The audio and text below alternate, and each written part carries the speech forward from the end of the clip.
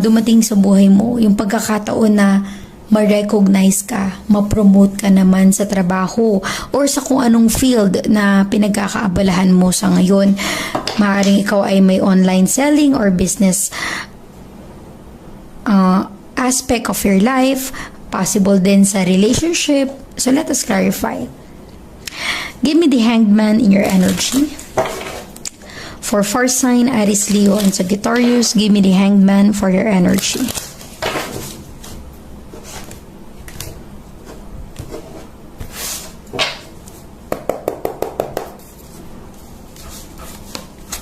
You have the Eight of Pentacles.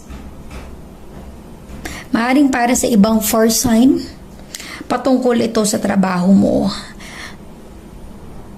Maaari ring sa business because Eight of Pentacles is about hard work, diba?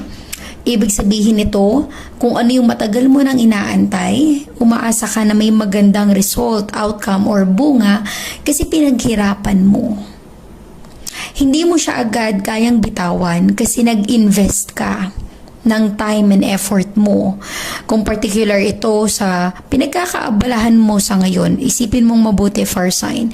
Kung anong field ka na nandoon ngayon sa business mo, sa trabaho mo, sa career, baka may online selling ka, online job, or meron kang YouTube or mga Facebook, social media, na alam mo yung pinagtrabahuhan mo, pinagsumikapan mo para lang meron kang mag-gain out of that.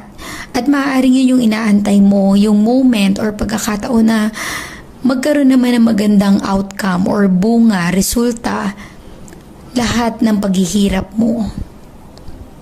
Hindi ka nawawala ng pag-asa. Gaya nga ng sabi ko, first sign, hindi ikaw yung tipo na kaya mong antayin yung isang bagay or isang tao, especially kung sa relationship.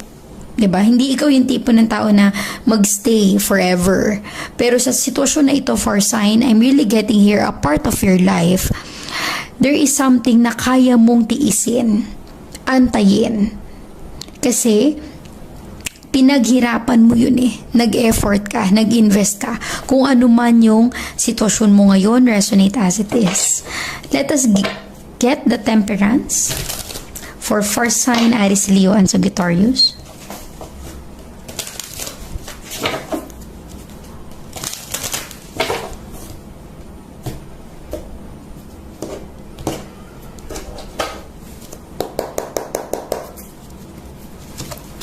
The Devil.